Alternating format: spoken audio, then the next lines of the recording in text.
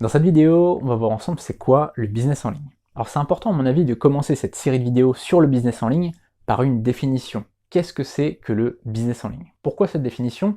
Pour qu'on soit vraiment sur la même longueur d'onde. On sait de quoi on parle. Parce que pour certaines personnes, le business en ligne c'est le blogging. Pour d'autres c'est le freelancing. Pour d'autres c'est le MLM. Pour d'autres c'est le dropshipping. Pour d'autres c'est l'e-commerce. Pour d'autres c'est les sondages rémunérés.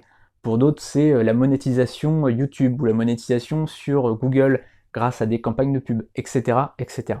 En fait, le business en ligne, vraiment la définition réelle du business sur Internet, du business en ligne, c'est tout ça réuni. C'est pas une seule source de revenus, c'est plusieurs sources de revenus. Et d'ailleurs, c'est ça, à mon avis, faire du business en ligne, c'est de ne pas dépendre d'une seule source de revenus, mais de plusieurs. Donc tu vois, le mot business en ligne, ça veut dire plein de choses. On peut faire du business en ligne et faire par exemple des sondages rémunérés et du MLM. On peut faire du business en ligne en faisant du dropshipping et de l'e-commerce. On peut faire du business en ligne en faisant du blogging et, je sais pas, du freelancing par exemple.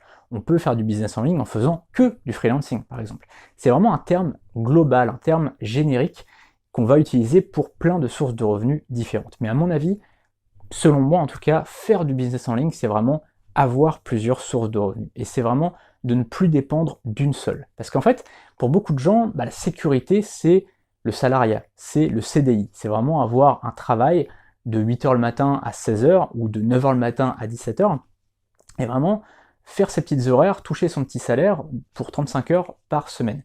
Et pour la majorité des gens, finalement, c'est pas du tout un jugement de valeur quand je dis ça, mais pour la majorité des gens, la sécurité, c'est ça. C'est vraiment avoir un CDI 35 heures payé 1000 euros, 1200 euros, 1500 euros par mois.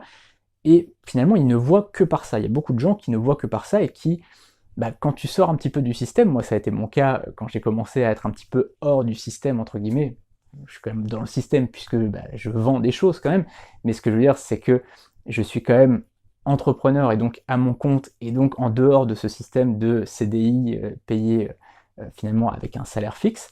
Et à partir du moment où tu commences à sortir de ça, pour beaucoup de gens, tu es un petit peu en insécurité. Tu vois, c'est un petit peu bizarre de dépendre finalement, non pas d'une seule source de revenus, mais d'aller chercher des sources de revenus ailleurs.